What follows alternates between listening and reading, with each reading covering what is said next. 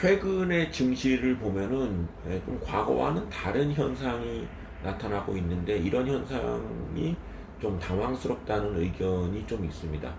뭐냐면은 지금 올 들어서 현재까지 보면은 대형주, 중형주, 소형주 이렇게 크기별로 분류를 해보면은 대형주는 올 초에 비해서 마이너스 0.35%, 지금 6개월째 정체 상태에 있는 반면에 가장 상승률이 높은 부분이 소형주입니다. 소형주가 지금 21% 6개월 사이에 상승했고 중형주는 13.5% 상승했습니다. 뭐 기간으로 나눠서 봤기 때문에 이런 현상이 특이하다고 할 수 있는데 확실히 대형주에 비해서 중소형주의 상승세가 높았던 점은 전례 없던 일이라고 할 수 있습니다. 그리고 이러한 약세가 6개월 정도 이어지면은 뭔가 추세적인 변화가 있는 것이 아닌가? 그리고 대형주를 구성하고 있는 기업들의 펀드멘탈상에 문제가 있는 것이 아닌가? 이런 의구심을 가질 수 있다고 생각을 합니다. 그런데 결론을 먼저 말씀드려서 이거는 뭐 그렇게 우려할 사항은 아니다라고 생각을 합니다. 이제 두 가지 큰 원인으로 간단하게 설명을 드리면 대형주에 대해서, 그러니까 주로 대기업들이 대형주를 구성하고 있죠. 대기업의 업황이 좋지 않고 중소기업의 업황이 좋은가, 이런 의구심을 가져볼 필요가 있는데 국내 여러 기관 중에 그 똑같은 잣대로 대기업과 중소기업에 대한 그 업황 전망을 월별로 계산하는 기관이 한국은행에서 매월 발표하는 기업경기 실사지수입니다. 여기에 보면은 매월 단위로 대기업과 중소기업의 업황 지수를 발표를 하는데 가장 최근인 2021년 5월 말 기준으로 대기업은 110, 중소기업은 80입니다. 그리고 그 지난해 말, 그러니까 2020년 12월 말이죠. 이때를 비교해 보면 대기업은 89에서 110으로 5개월간 상승률이 23.6%였습니다. 근데 같은 기간 중소기업의 업황 지수는 지난해 말 74에서 2021년 5월에는 80으로 5개월간의 상승률은 8.1%였습니다.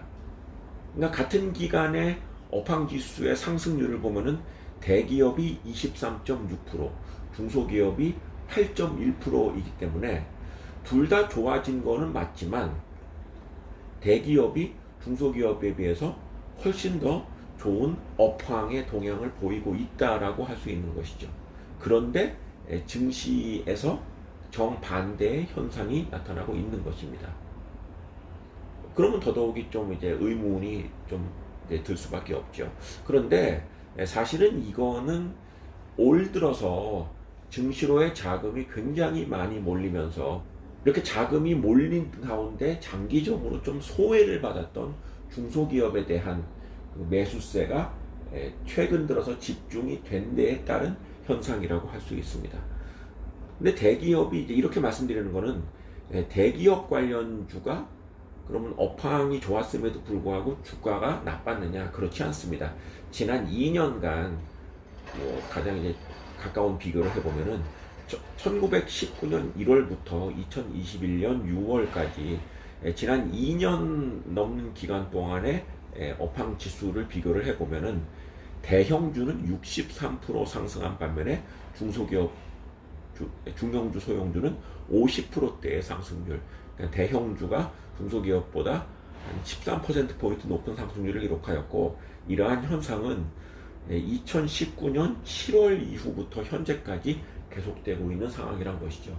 그러니까 대기업은 오랜 기간 증시에서도 굉장히 주목받을 수밖에 없는 그런 상황이었고, 오랜 기간 상승을 현재까지도 하고 있는 상황인데 2021년 들어서 6개월간 상대적으로 소외받았던 중소형주들이 좀 더 높은 상승률을 기록하고 있다라고 볼 수 있는 것이죠.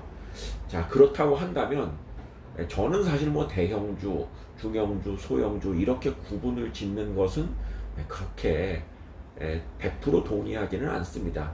결국 궁극적으로 이제 개별 기업의 펀더멘탈이 가장 중요한 평가의 잣대라고 생각을 하는데, 대형주를 구성하고 있는 상당수의 개별 기업의 그 펀더멘탈 주요 실적이 나쁘지 않고 좋습니다. 그런데 최근 들어서 좀 주가의 상승세가 더디다 라는 측면은, 바꿔 얘기한다면 우량 기업의 주식을 좀 더 저렴한 가격에 살 수 있는 좋은 기회다, 이렇게 해석하는 것이 옳다고 생각을 합니다. 대형주이건 소형주이건 기업의 양호한 실적은 결국은 주가의 상승을 일으키는 가장 근본적인 원인이라는 건 주식 투자의 기본 중에 기본이라고 할 수 있는데, 여기에 충실한다면 현 시점에서 대형주의 상대적 약세는 그렇게 큰 의미를 부여할 것도 아니고 걱정할 것도 아니다. 오히려 저렴하게 구입할 수 있는 좋은 기회다, 이렇게 해석하는 것이 옳다고 생각을 합니다.